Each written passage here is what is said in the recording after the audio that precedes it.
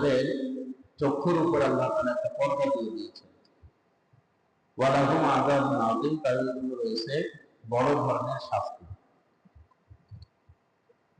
সূরা বাকারার প্রথম 4 আয়াতে মুমিনদের কিছু গুণাবলী বলা হয়েছে, যেটা আমরা পিছনে শুনেছি। 6টা গুণাবলীর কথা বলা হয়েছে। একটা হলো আল্লাযীনা ইউমিনুনা বিল গায়ব, যারা গায়বের উপর বিশ্বাস করে, ওয়া ইয়াকিমুনাস সালাত, যারা সালাত আদায় করে, ওয়া মিম্মা রাযাকনাহুম ইউনফিকুন, যারা যাকাত দেয়, ওয়াল্লাযীনা ইউমিনুনা বিমা উনজিলা ইলাইকা, যারা নাযিলকৃত গ্রন্থের উপর বিশ্বাস করে, ওয়া মা উনজিলা মিন ক্বাবলি, এবং যারা পূর্ববর্তী কিতাবের উপর বিশ্বাস করে, ওয়া বিল আখিরাতি হুম ইউকিনুন, এবং যারা আখিরাতের উপর বিশ্বাস রাখে। এখানে 6টা গুণের কথা বলা হয়েছে। এই 6টা গুণ যাদের মধ্যে থাকবে, এই 4টা আয়াতে এই 6টা গুণের বর্ণনা দিয়ে পঞ্চম আয়াতে বলছে উলাইকা আলা হুদাম মির রাব্বিহিম, তারাই তাদের রবের পক্ষ থেকে হেদায়েতের উপরে থাকবে। তার মানে হেদায়েতের উপরে থাকতে হলে আপনাকে 6টা গুণ অর্জন করতে হবে, যেটা পিছনের 4টা আয়াতের মধ্যে আছে। 6টা গুণ অর্জন করতে হবে। 6টা গুণ পূর্ণাঙ্গভাবে অর্জন করা ব্যতীত কেউ হেদায়েতের উপরে থাকতে পারবে না। এজন্য হেদায়েতের উপরে যদি কোনো মানুষ থাকতে হয়, তাহলে তাকে এই পিছনের কমপক্ষে 6টা গুণ অর্জন করতে হবে। এই 6টা গুণের পাশাপাশি আমাদের হেদায়েতের জন্য আল্লাহ তাআলা কোরআন নাযিল করেছেন। আল্লাহ বলেছেন যে হুদাল লিন-নাস, কোরআন মানুষের হেদায়েতের জন্য। হেদায়েত শব্দটা আসলে কি? হেদায়েত মানে হলো সঠিক পথের উপর থাকা, পথ প্রদর্শন করা। এই সঠিক পথের উপর তারাই থাকতে পারবে যাদের মধ্যে এই 6টা গুণ চর্চা থাকবে। নামাজ পড়া, গায়েবের উপর ঈমান রাখা, কিতাবের উপর বিশ্বাস রাখা, পূর্ববর্তী কিতাবে বিশ্বাস রাখা, আখিরাতের প্রতি ঈমান রাখা। এবং আমরা যদি একটু গবেষণা করি, তাহলে আমরা দেখব যে হেদায়েতের উপরে এই মানগুলোই আছে। যারা দেখবেন যে মোটামুটি নামাজ পড়ে, মোটামুটি যাকাত দেয়, আখিরাতের উপর ঈমান আনে, ঈমান দেখেছে, এই মানুষগুলোই দেখবেন কম বেশি দিনের সাথে লেগে আছে, হেদায়েতের উপর লেগে আছে, হেদায়েতের উপরে আছে। পক্ষান্তরে যারা বিভিন্ন শিরকের মধ্যে লিপ্ত আছে, খেয়াল করে দেখবেন যে এই মানুষগুলো ঠিকমতো নামাজ পড়ে না। যারা সঠিকভাবে নামাজ পড়ে না, যাকাত সঠিকভাবে দেয় না, কোনো না কোনো ভাবে এরা কিন্তু খুব অল্প সময়ের মধ্যে একটু বুঝাইলে এই সমস্ত মানুষগুলো শিরকের মধ্যে লিপ্ত হয়ে যায়। পক্ষান্তরে যারা মোটামুটি মসজিদের সাথে সম্পৃক্ত, নামাজের সাথে সম্পৃক্ত, যাকাত দিতে হবে, এটা যাদের মধ্যে আছে, যে আমাকে যাকাত দিতে হবে, ফিতরা দিতে হবে, এই কাজগুলো যারা করে চিন্তা করে, তারা কিন্তু আলহামদুলিল্লাহ অনেকটাই শিরিক থেকে তারা মুক্ত থাকে। অর্থাৎ তারা কম বেশি হেদায়েতের উপরে অবিচল থাকতে পারে। তাহলে মানুষের হেদায়েতের উপর থাকতে হলে তাকে কোরআনকে ফলো করতে হবে। হুদাল লিন-নাস, কোরআনকে নাযিল করা হয়েছে মানুষের হেদায়েতের জন্য। অন্যদিকে আল্লাহ তাআলা বলেছেন যে আল্লাহু নূরুস সামাওয়াতি ওয়াল আরদ, আল্লাহ আসমান জমিনকে হেদায়েত করেন। শুধু আমাদেরকে হেদায়েত করেন বিষয়টা তা না, আসমান জমিনকে হেদায়েত করেন। তাফসীরের কিতাবে আসছে যে আল্লাহ তাআলা পুরো পৃথিবী সমস্ত প্রাণীকে হেদায়েত করেন, পথ দেখান। পার্থক্য কি? মানুষের হেদায়েতের জন্য কোরআন লাগে, পশু পাখির হেদায়েতের জন্য কোরআন লাগে। মানুষকে আল্লাহ তাআলা হেদায়েত দিবেন, তার জন্য মানুষকে একটু কোরআন শরীফ পড়তে হবে, একটু বুঝতে হবে, কোরআনের কাছে যেতে হবে, এই 6-7টা গুণ অর্জন করতে হবে, তারপরে আল্লাহ তাকে হেদায়েত দিবেন। আর এইগুলো ছাড়াই আল্লাহ পশু পাখিদেরকে হেদায়েত করেন, কিন্তু মানুষকে করেন না। হাদিসের মধ্যে আছে, এটা যদিও অনেক গবেষণার ব্যাপার, সূর্য প্রতিদিন যখন ডুবে যায়, হাদিসের মধ্যে আছে সূর্য ডুবে যাওয়ার পরে সূর্য কোথায় গিয়ে ডুবে? আল্লাহর আরশের কাছে গিয়ে ডুবে। ডোবার পরে সূর্য আল্লাহকে একটা সিজদা করে, সিজদা করার পরে আল্লাহর কাছে পরবর্তী ওঠার অনুমতি চায় যে আল্লাহ আমি উঠবে কিনা।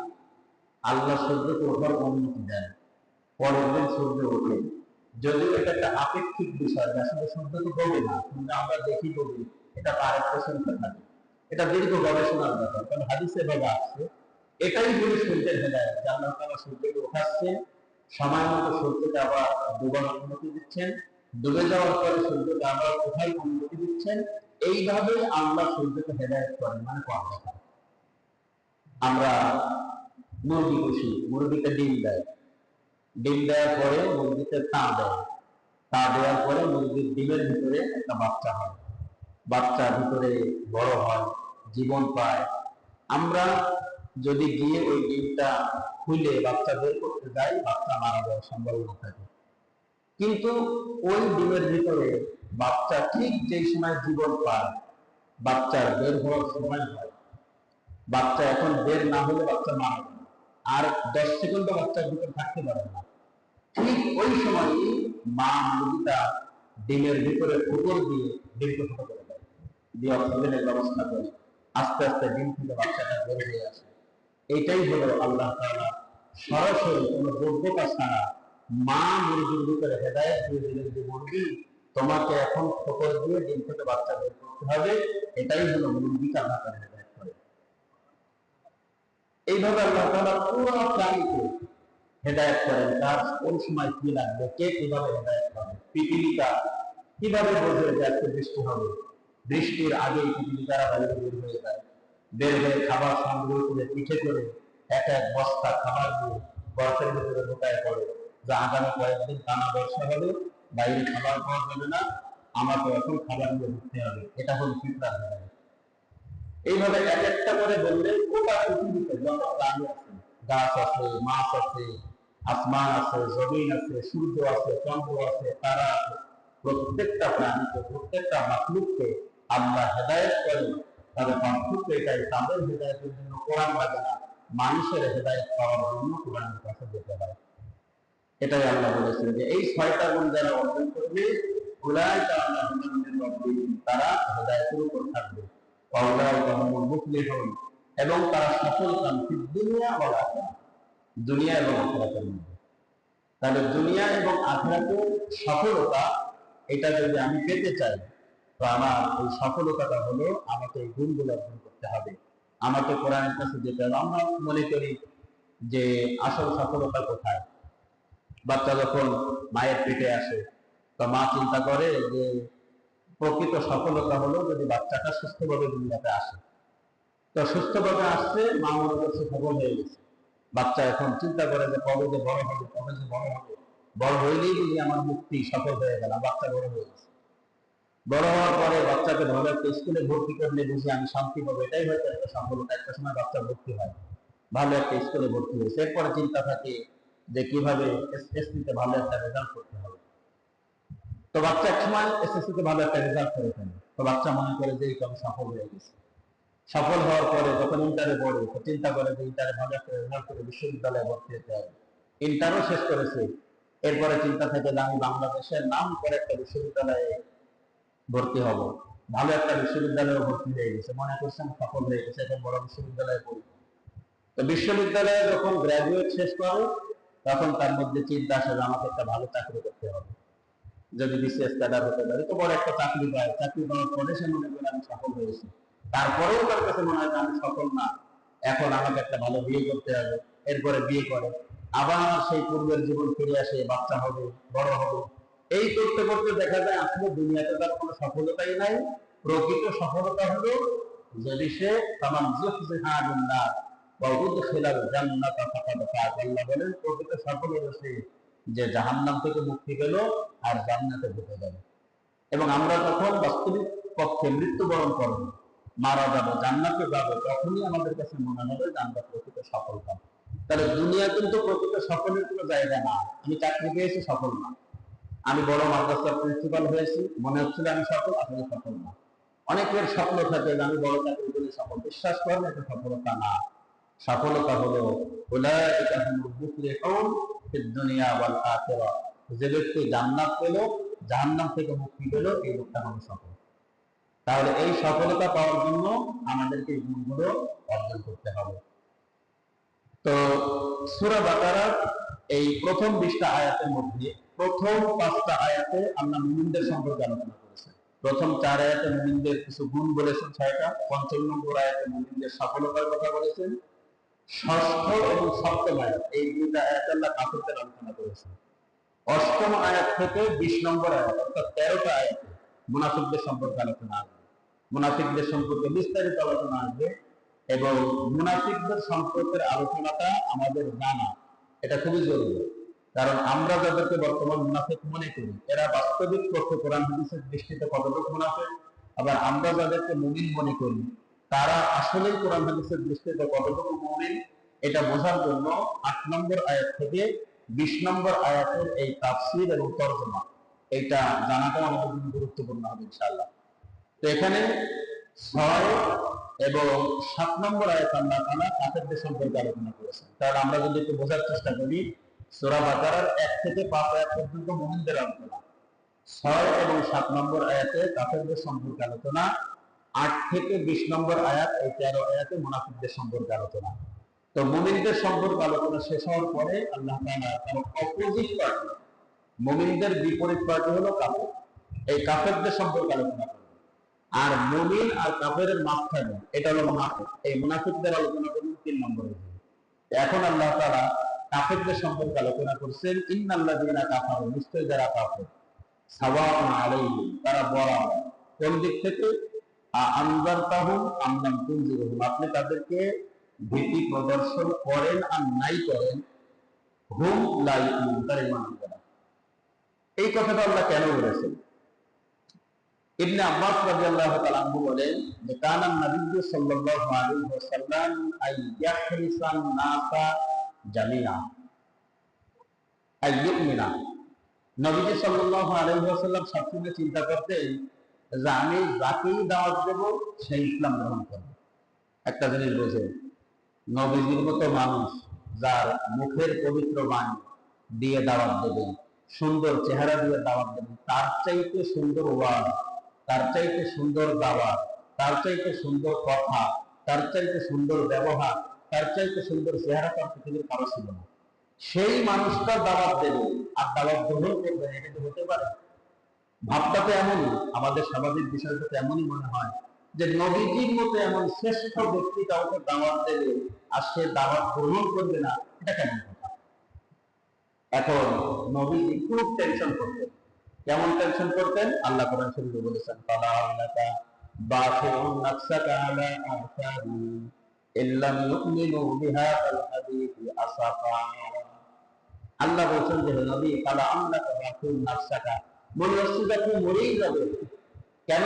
আলা আসারিহিম, তাদের পদাঙ্ক অনুসরণ করতে করতে, ইল্লাম ইউমিনু, কেন তারা ঈমান আনবে না, বিহাদাল হাদীসি আসাফা, যে নবীর ভক্ত এমন হয়ে গেছে যে নবীকে দাওয়াত দেয়, ১০ জনকে দাওয়াত দেয়, একজন ঈমান আনে, ২০ জনকে দাওয়াত দেয়, তো ৩ বছর পরে যে একজন ঈমান আনে। তো নবীজি একটা টেনশন, যে আমি মানুষকে দাওয়াত দেই, ঈমান আনে না, ঈমান আনে, এই টেনশন করতে করতে ভাবটা এমন হয়ে গেছে যে কেমন যেন নবীজি টেনশনে মরেই গেছে। আল্লাহ নবীকে বলছেন, ফালা আল্লাকা বাখিউন নাফসাকা, আপনি কি নিজেকে শেষ করে দেবেন? চিন্তা করতে করতে, টেনশন করতে করতে কি আপনি মারাই যাবেন? এত টেনশন আপনার করতে হবে না। কেন? আমি সবাইকে হেদায়েত দেব না, সবাই হেদায়েত পাবে না, এটা নিয়ে মন খারাপ করবেন না। আমরা আসলে মন খারাপ করি যে আমরা মানুষকে দাওয়াত দেই, আমরা দিনের পথে রাখি, তারপরেও মানুষ সেকুলার করে, তারপরেও মানুষ সোশ্যালিজম করে, তারপরেও মানুষ কিভাবে নাস্তিক থাকে, আশ্চর্য বিষয়। বাংলাদেশে হাজার হাজার আলেম দিনের পথে ডাকছে, সত্যের পথে ডাকছে, কোরআনের পথে ডাকছে, আগে এত লোক ছিল না। এরপরেও হাজার হাজার মানুষ দেখেন সেই কিভাবে সমাজতন্ত্র কায়েম করা যায়, কিভাবে সেই মানে পূর্বের যে সমস্ত কোরআন হাদিস বিরোধী তন্ত্র মন্ত্র আছে কায়েম করা যায়, এইগুলো নিয়েই তারা পড়ে আছে। এখন আমাদের চিন্তা হয় যে আল্লাহ এত বোঝায়, এটা একটা পাগলেও বোঝে যে আল্লাহর কোরআনের বিরোধিতা করলেই মান থাকে না, এটা স্বাভাবিক একজন মুসলমান বোঝে। তারপরে যেই গভর্নমেন্টটি আসে সেই গভর্নমেন্টটি নারী নীতিমালা, ইসলাম বিরোধী বিভিন্ন আইন পাস করার চেষ্টা করে। কেন করে? আমরা চিন্তা করি সবাই বলবো আমরা এতদিন এরা মানি না, করে সবাই মানবে না। এটাই আল্লাহ রাসূলকে আল্লাহ বলছেন যে ইন্নাল্লাযীনা কাফারু সাওয়াউন আলাইহিম, হে রাসূল আপনি তাদেরকে দাওয়াত দেন আর না দেন, এটা সমান। কেন? আমি কিছু মানুষের ব্যাপারে সিদ্ধান্ত নিয়েছি যারা হেদায়েত পাবে না। আপনি যতই হেদায়েতের দাওয়াত দেন সবাই পাবে না, ভালো জিনিস সবাই গ্রহণ করবে না। এটার মাধ্যমে আমরা তাহলে পরবর্তী যুগের আলেমদেরকে মেসেজ দিলেন যে তোমরাও ভবিষ্যতে এরকম মানুষকে ডাকবা, সবাই ঈমান আনবে না। সবাইকে বোঝাবা, হাতে ধরে বোঝাই দিবা, সবাই বুঝবে না। কোরআন দিয়ে দেখাই দেবা, তারপরে সবাই দেখবে না, সবাই বুঝবে না, এটা নিয়ে মন খারাপ করার কিছু নেই, এটা হবেই। তো নবীজি এটা নিয়ে মন খারাপ করতে থাকলেন। একদল কাফের, আব্দুল্লাহ ইবনে আব্বাস রাদিয়াল্লাহু তাআলা আনহু বলছেন যে একদল কাফের, তারা খুব শক্ত মনোভাব নিজেদের মধ্যে একটা অঙ্গীকার করল। অঙ্গীকারটা কি? যে মুহাম্মদ আমাদেরকে যতই বোঝা, যতই বলুক আমরা ইমান আনবো না। আমারে বুঝাইতে পারলে তো ইমান আনবো, কিন্তু আমি বুঝবই না। কারণ আমি যদি বুঝে যাই তাহলে তোমার নেতা কিছু থাকবে না। আমি যদি বুঝে যাই তাহলে তো মোহাম্মদকে আমার মানতে হবে। মোহাম্মদ মদিনার সম্রাট হয়ে যাবে, মোহাম্মদ শাসন করবে, কোরআন দিয়ে দেশ চালাবে, কোরআনের আইন মানতে হবে। তো মোহাম্মদের কথা যদি আমি মানি, বুঝে যাই, তাহলে তো আমার সমস্যা, আমার তো ক্ষমতা থাকবে না। এই জন্য তারা চিন্তা করছে মোহাম্মদ যতই বুঝাক আমি বুঝবো না, মানে বুঝলেই তো আমার কষ্ট। এটাই বর্তমান বিশ্বের অবস্থা হয়েছে। অনেক মানুষ আছে, আপনি কি মনে করছেন এই যে আজকে যারা অমুকের আদর্শ বাস্তবায়ন করবো তমুক, এরা কি বোঝে না? এরা সব বুঝে। অনেক হাজি গাজি নামাজি কপালে রাখবো না, এমনকি অনেক আলেম একবার এই দলে একবার ওই দলে, যে দল যেদিকে ঘুরে এই এরাই এই পাশে ছিল, এবার ঘুরে এই পাশে চলে আসছে। দুঃখ লাগে ওদেরকে দেখলে, খুব আফসোস লাগে। চেহারা একই, খালি মার্কাটা ভিন্ন হয়ে যায়। বাতাস ওদিক ঘুরে গেছে, এখন উনি এইদিকে, আবার ওইদিক ঘুরে আসে। এই আলেমদেরকে দিয়ে কি হবে? তো এইরকম কিছু মানুষ আছে যারা বুঝমান, কিন্তু তারা চিন্তা করে আমরা বুঝে গেলেই তো সমস্যা, এই জন্য আমরা বুঝবো না। তা আল্লাহ নবীজিকে বললেন যে নবী এটা বুঝবে না এরা। আব্দুল্লাহ ইবনে আব্বাস বলছেন যে মক্কার কিছু নেতা, কিছু কাফেররা, তারা খুব কঠোর মনোভাবের সাথে শপথ করল যে মোহাম্মদ যতই বোঝাক আমরা বুঝবো না। এখন মোহাম্মদ তাদেরকে বোঝাতে যায়, ওরা বোঝে না। মোহাম্মদ বুঝাইতে যায়, বোঝে না। ওরা সেই আগের তন্ত্র মন্ত্র নিয়েই পড়ে আছে। আল্লাহ তাআলা এদেরকে উদ্দেশ্য করেই বললেন যে ইন্নাল্লাযীনা কাফারু, এরা কাফের, সাওয়াউন আলাইহিম, এদের ব্যাপারটা বরাবর, আনজারতাহুম, যতই বুঝান, আনলাম তুনজিরহুম, কিংবা না বুঝান, লা ইউমিনুন, এরা ঈমান আনবে না। এরা একদম কঠোর মনোভাবের হয়ে গেছে। এরা বুঝে বসে রয়েছে, যাই হয়ে যাক হোক না কেন, আমরা আমাদের নীতিতে অটল থাকবো, তাইলে আমরা সামনে ক্ষমতায় যাবো, আমরা আমাদের মতো সবকিছু করবো, ওদের দিকে আমাদের যাওয়া যাবে। এটা বলে আল্লাহ রাসূলকে সান্ত্বনা দিলেন যে আপনি সান্ত্বনা নিয়ে থাকেন যারা ঈমান আনবেন, কাজেই কষ্ট পাওয়ার কিছু নাই। কাফের মানে যারা হককে গোপন করে। কাফের কুফরন শব্দের অর্থ হলো গোপন করা। এজন্য যারা কৃষি কাজ করে, কৃষক, এদেরকে কিন্তু কাফের বলা হয়। আপনারা হয়তো এই তথ্যটা অনেকে জানেন না। আমরা শুধু মনে করি কাফের মানে যারা ইসলাম গ্রহণ করে না, মূলত কাফের মানে যারা গোপন করে। তো গোপন করে কি? তারা ইমানকে গোপন করে, সত্যকে গোপন করে, ইসলামকে গোপন করে, বুঝেও না বুঝার ভান করে, এই জন্য এদেরকে কাফের বলা হয়। আবার কৃষক, সে বীজকে মাটির নিচে গোপন করে, বীজ ওঠানোর জন্য, গাছ চারা বড় হওয়ার জন্য। এই জন্য আরবিতে কৃষককেও কাফের বলা হয়। এজন্য কোন কোন আলেম হিকমত খাটাতেন, বলতেন আনা কাফের, আমি কাফের, তার মানে সেটা অর্থ নিত যে আমি কৃষক। মনে করেন যে যখন সফরে বের হয়েছে, এখন ইসলাম বিরোধী মিলিটারিরা ধরছে, তো মিলিটারিরা ধরবে, ওইখানে হিকমতের সাথে মিথ্যা বলা, কারোর পক্ষে মানে প্রত্যক্ষ পক্ষে মিথ্যা মনে হলে ওটা মিথ্যা না, এই ধরনের এটাকে বলা হয় মানতেক, অর্থাৎ ভাষাগত কিছু কৌশল ব্যবহার করা, এটা শরীয়তে বলে। তো ওই সময় যদি আপনি বলেন যে হ্যাঁ আমি একজন কাফের, আপনার উদ্দেশ্য হলো আমি একজন কৃষক, আমি তো গাছ লাগাইছিলাম অথবা গাছ লাগাবো, এই অর্থে কৃষক অর্থে কিন্তু কাফের বলা যায়। রাসূলুল্লাহ সাল্লাল্লাহু আলাইহি ওয়াসাল্লাম মক্কা থেকে যখন মদিনায় হিজরত করছে, আবু বকর রাদিয়াল্লাহু তাআলা সাথে আছে, তো ওনাদেরকে প্রতিমধ্যে কাফেররা অ্যাটাক করছে। তো অ্যাটাক করার পরে জিজ্ঞেস করছে তোমরা কারা? তো রাসূলুল্লাহ সাল্লাল্লাহু, আবু বকর তো মানে একেবারে হতভম্ব হয়ে গেছে যে এই মুহূর্তে কি বলবো, মিথ্যাও বলা যাবে না, আবার সত্য বললেও তোমাদেরকে ধরে ফেলবে। রাসূলুল্লাহ সাল্লাল্লাহু আলাইহি ওয়াসাল্লাম বললেন, জিতু মিন মা'ইল ইরাক, আমরা ইরাকের পানি থেকে এসেছি। তো ওরা ভাবছে কি যে এনারা মনে হয় তাহলে ইরাক থেকে আসছে। তো ইরাক থেকে যদি আসে তাহলে এরা তো মক্কার লোক না, মুহাম্মদ আর আবু বকর তো মক্কা থেকে আসে, কিন্তু ইনি তো বলছেন ইরাক থেকে আসে। ইনি বলছেন আমি ইরাকের পানি থেকে আসি। এটার দ্বারা নবীজি উদ্দেশ্য নিয়েছেন ইরাকের পানি বলতে আমি ইব্রাহিমের পানি থেকে আসি, মানে ইব্রাহিম আলাইহিস সালামের দীর্ঘ থেকে আসি। কারণ আমাদের নবীজি মূল বংশের শেষ, একেবারে শেষ হযরত ইব্রাহিম আলাইহিস সালাম। সমস্ত নবীদেরই একদম গোড়া এটা হলো ইব্রাহিম নবী। এই জন্য ইব্রাহিম নবীকে বলা হয় আবুল আম্বিয়া। ইব্রাহিম নবী বংশের ভিতরে লক্ষাধিক নবী আছে, মানে ইব্রাহিমের পর থেকে নিয়ে আমাদের নবী পর্যন্ত, এমনকি আমাদের নবী কিন্তু ইব্রাহিম নবীর বংশধর। ইসমাইল, ইসহাক, ঈসা, মুসা, যত নবী আসছে বনি ইসরাইলের যে যত নবী, বনি ইসরাইলের মানুষেরা একদিনে 300, কোন কোন বর্ণনায় আসছে 100, বনি ইসরাইলের এই খারাপ মানুষগুলা একদিনে 300 নবীকে ধরে, তখন তো একই সময়ে একই যুগে এক একজন নবী এক একজন নবীর দায়িত্ব পালন করতো, সব নবীকে ধরে আনতো একই দিনে 100, কোন কোন আজকে 300 নবীকে তারা হত্যা করছে একই দিনে। কত বড় জানে এগুলো যারা বর্তমানে ইসরাইল ইহুদি, এরা যে কি পরিমাণে জানে আর কি পরিমাণ মানবতার শত্রু, এটা কল্পনাও করতে পারবেন না। এত পরিমাণ বনি ইসরাইল সম্পর্কে কোরআন শরীফে আল্লাহ বর্ণনা দিয়েছেন।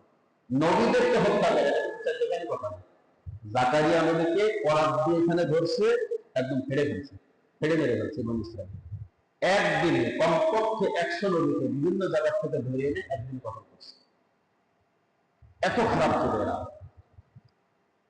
তো এই যেটা বলছিলাম, যারা কাফের এই লোকগুলো ঈমান আনবে না। আর কাফের শব্দের দুইটা অর্থ, একটা হলো কৃষক আর একটা হলো যারা ঈমান আনে। তারপর ওই যে বলছেন যে আমি ইরাকের মানুষ থেকে আসছি, তো ওরা মনে করছে যে ইরাক থেকে আসছে, কিন্তু নবীজি উদ্দেশ্য দিয়েছেন যে আমি ইব্রাহিম আলাইহিস সালামের যুদ্ধ থেকে আমি ইরাকে আসছি।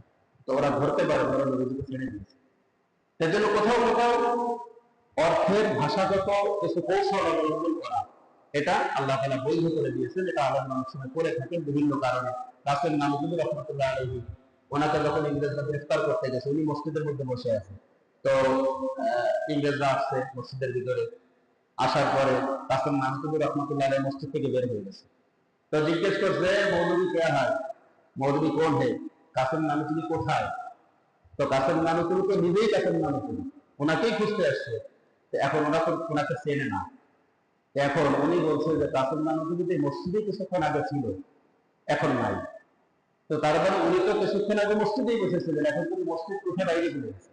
তো বলছে মসজিদের মধ্যেই ছিল, কিন্তু এখন তো মসজিদ ওনাকে দেখতেছে। তো ওরা চিন্তা করছে হয়তো কোথাও পালাতে না গেছে, আমাদের খবর শুনে। তো ভাষাগত কিছু কৌশল অবলম্বন করা, এটা শরীয়তে বৈধ। তো কাফের শব্দের একটা অর্থ হলো ইসলামকে লুকানো, ঈমানকে লুকানো, এই কারণে আমরা তাদেরকে কাফের বলি। আরেকটা হলো কাফের শব্দের অর্থ হলো কৃষক। তো এরা ঈমান পাবে না, কেন পাবে না আমরা এই আয়াতটাই আজকে বলবো। খাতামাল্লাহু আলা কুলুবিহিম, কারণ আল্লাহ তাআলা তাদের অন্তরের মধ্যে মোহর মেরে দিয়েছে। অন্তরের কথা আল্লাহ তাআলা আগে কেন বললেন? ঈমান, এটা তাবলীগের বয়ানের মধ্যে আপনারা বলে থাকেন যে ঈমান ভোগে কয়েকটা জিনিসের মধ্যে। পঞ্চ ইন্দ্রিয়র কিছু কিছু বিষয় আছে, যে বিষয়গুলো দিয়ে ঈমান ভোগে। তার মধ্যে প্রথম ঈমান ভোগার রাস্তা হলো কলব। কলব দিয়ে চিন্তার মাধ্যমে মানুষের ঈমান ভোগে। এজন্যই মোল্লা জহুর রাহমাতুল্লাহ আলাইহি ওনার মানারের মধ্যে লিখছেন, ফিকহের কিতাব, উসুলের কিতাব, যে পৃথিবীর কোন মানুষের কাছে যদি দ্বীনের দাওয়াত নাও পৌঁছে, এমন একটা জনপদে আছে তার কাছে দুনিয়ার কেউ দাওয়াত দেয় না যে নামাজ পড়ো, আল্লাহ আছে, রোজা রাখো, কোরআন পড়তে হবে, এটা তার কাছে পৌঁছানোর মতো কেউ নাই। সে এমন জায়গায় বসবাস করে, হতে পারে তার জন্য ঈমান আনা ফরজ। কেন? সে তার এই ফরজ দিয়ে চিন্তা করবে যে তাই তো এই মহাবিশ্ব কে বানানো, পাহাড় কে বানানো, আমাকে কে বানানো। এটা যখন সে চিন্তা করবে, তখন তার মধ্যে অনুভবটা আসবে এগুলো বানানোর নিশ্চয়ই একটা সত্তা আছে। এই সত্তার উপর ঈমান আনা তার জন্য ফরজ। তার উপর নামাজ ফরজ না, রোজা ফরজ না, যাকাত ফরজ না, কারণ এগুলো সে বুঝবেও না, জানবেও না। কিন্তু ওই লোকটার জন্য ঈমান আনা ফরজ। এর থেকে আমাদের জন্য মেসেজ হলো, আমরা যারা লোকালয়ে আছি, আলেমন আমাদের কাছে, তাহলে আমাদের জন্য এই বিষয়টা বোঝা মানা কি পরিমাণ খরচ। একজন মানে জঙ্গলে থাকা লোকের জন্য যদি এটা খরচ হয়, তাহলে আমাদের জন্য কি পরিমাণ খরচ। ওই লোকটার জন্য কিন্তু ঈমান আনা খরচ, কারণ সে তার এই কলব দিয়ে, ব্রেন দিয়ে সে চিন্তা করে। এজন্য অমুসলিমদেরকে দাওয়াত দেওয়ার একটা পদ্ধতি হলো, অমুসলিমদেরকে আপনি যখন দাওয়াত দেবেন, তখন তাদেরকে এইভাবে বলা যে, ভাই আমরা আল্লাহকে মানি, তুমিও নিশ্চয়ই কোনো না কোনো এক সত্তাকে মানো। আমার ধর্ম সঠিক হতে পারে, তোমার দৃষ্টিতে তোমার ধর্ম সঠিক, তো এভাবে দোয়া করাই যেতে পারে, প্রার্থনা করাই যেতে পারে। তুমিও প্রার্থনা করো রাত্রে শুয়ে, বাড়ির সে কান লাগায়, হে ভগবান, হে ঈশ্বর, সঠিক কোন ধর্ম, সেই ধর্মটার দিশা তুমি আমাকে দাও। আপনি রাতে শুয়ে চিন্তা করবেন যে মহাবিশ্ব কে বানালো, আপনি অন্তরে চিন্তা করবেন, আর প্রভুর কাছে আপনি প্রার্থনা করবেন যে যেই ধর্মটা সঠিক ওইটাই তুমি আমাকে বোঝা, ওইটা গ্রহণ করার তৌফিক দাও। এটাই হবে প্রথম দাওয়া। একজন অমুসলিম যদি রাতের বেলায় ঘুমায়, শুয়ে শুয়ে চিন্তা করে, তাই তো আমাকে কে বানালো, আমাকে কে সৃষ্টি করলো, এই মহাবিশ্ব কে বানালো, এটা যখন সে বারবার বারবার চিন্তা করবে, হতে পারে একটা সময় সে ইসলাম গ্রহণ করবে। এবং সে যে প্রার্থনা করবে যে হে ঈশ্বর, হে একত্ববাদ, হে একেশ্বর, যেটা সঠিক ধর্ম ওইটা তুমি আমাকে বোঝার তৌফিক দাও, এটা কিন্তু চিন্তা করে কলব দিয়ে। কলবের মাধ্যমে মানুষের ঈমান প্রথম প্রবেশ করে, চিন্তার মাধ্যমে। আল্লাহ বলছেন খাতানাল্লাহু আলা কুলুবিহিম, তাদের কলবকে স্মৃতিযুক্ত করে দিয়েছে, মোহর মেরে দিয়েছে, তারা বুঝবে। খতাম মানে হলো শেষ করে দেওয়া, আরেকটা হলো ওই যে সিল যুক্ত করা, সিল মারা। আপনারা আরো বুঝবেন যে বোতলের ভিতরে অথবা কোনো পানি হোক বা কোনো গিফট হোক, এর ভিতরে আমরা মালামাল দেখে, কোম্পানি মালামাল দেখে একটা এখন তো স্টিকার দিয়ে দেয়, মোবাইল দেখে একটা স্টিকার দেওয়া থাকে, অর্থাৎ এটা ইনটেক, এটা মোহর মারা হয়ে গেছে, অর্থাৎ এটা ঠিকঠাক করে মোহর মারা, এটা কিছু করা যাবে না। অথবা চিঠি লেখার পরে সর্বশেষ একটা সিল মেরে একটা সিগনেচার করে দেওয়া হয়, যে চিঠির কাজ কমপ্লিট হয়ে গেল, এরপরে আর লেখার কিছু নেই। এইটাই আমরা বলেছেন খাতাম। খাতাম শব্দের অর্থ সিল মারা, স্মৃতিযুক্ত করে দেওয়া, কোনো কাজ শেষ করার পরে এটা পূর্ণাঙ্গ করে বন্ধ করে দেওয়া, এটাকে বলা হয় খতাম। খতামুল্লাহু আলা কুলুবিহিম, তাদেরকে যে আল্লাহ হেদায়েত দেবে না, এটা চূড়ান্ত করে আল্লাহ তাদের অন্তরের মধ্যে স্মৃতি দিয়ে মোহর মেরে দিয়েছেন যে এরা হেদায়েত নাই। রাসূলুল্লাহ সাল্লাল্লাহু আলাইহি ওয়াসাল্লাম শেষ নবী ছিলেন, তো ওনাকেও কিন্তু বলা হয়েছে খাতামুন নবিয়্যিন। এই কারণে রসুলেরও কিন্তু একটা সিল ছিল, আপনারা হয়তো অনেকে জানেন কি জানেন না, রসুলের পিঠে কিন্তু একটা সিলমোহর ছিল। সিলমোহরটা কি ছিল, যে তিনি শেষ নবী। অনেক সাহাবীরা এটা দেখেছেন, রসুলের চাদর উঠে গেছে, এই দুই পিঠের মাঝখানে এইরকম কবুতরের বসরের মতো কিছু ছোট ছোট বসর ছিল, কালো কালো দাগ ছিল, ওইটা উঁচু একটা গোশতের টুকরা ছিল, এবং ওইখানে ওইটাই ছিল রাসূলুল্লাহ সাল্লাল্লাহু আলাইহি ওয়াসাল্লামের খাতমে নবুওয়াত, খাতামুন নবিয়্যিন, তিনি যে শেষ নবী, এটাই ছিল তার আলামত। অনেক সাহাবীরা এটা দেখার সৌভাগ্য অর্জন করেছেন, সবাইকে আল্লাহ তাআলা আল্লাহ রাসূল দেখান না। তো আল্লাহ পাক ওই কথাটাই বলছেন যে খাতামাল্লাহু আলা কুলুবিহিম, আল্লাহ তাদের অন্তরকে স্মৃতিযুক্ত করে দিয়েছেন, ওয়া আলা সামঈহিম, এবং তাদের শ্রবণ শক্তিকে আল্লাহ নষ্ট করে দিয়েছেন, তারা শুনেও শুনবে না, ওয়া আলা আবসারিহিম গিশাওয়া, তাদের চোখের উপর আল্লাহ পর্দা দিয়ে দিয়েছেন, তারা দেখেও দেখবে না, হেদায়েত বুঝবে না, শুনবে না, দেখবে না। আর কি ওয়ালাহুম আযাবুন আযীম, এই কারণে এই কাফেরদের জন্য রয়েছে মহা শাস্তি। আযীম শব্দের অর্থ মহা শাস্তি। জন্য যারা হেদায়েত, যাদের অন্তরকে মোহরযুক্ত করে দিয়েছেন, দৃষ্টি শক্তিকে আল্লাহ বন্ধ করে দিয়েছেন, তাদের শ্রবণ শক্তিকে বন্ধ করে দিয়েছেন, এরা কোনোদিন হেদায়েত পাবে না। তো কাজেই আপনি এদের পিছনে যতই দৌড়া, এরা এদের এই পূর্বেরটা নিয়েই থাকবে, এরা কখনোই আপনার হেদায়েতকে গ্রহণ করবে না। তার আজকে আমরা সূরা বাকারার প্রথম ৫ আয়াতে মুমিনদের সম্পর্কে কিছু আলোচনা হয়েছে, ৬ এবং ৭ নম্বর আয়াতে কাফেরদের সম্পর্কে মোটামুটি একটা আলোচনা হলো।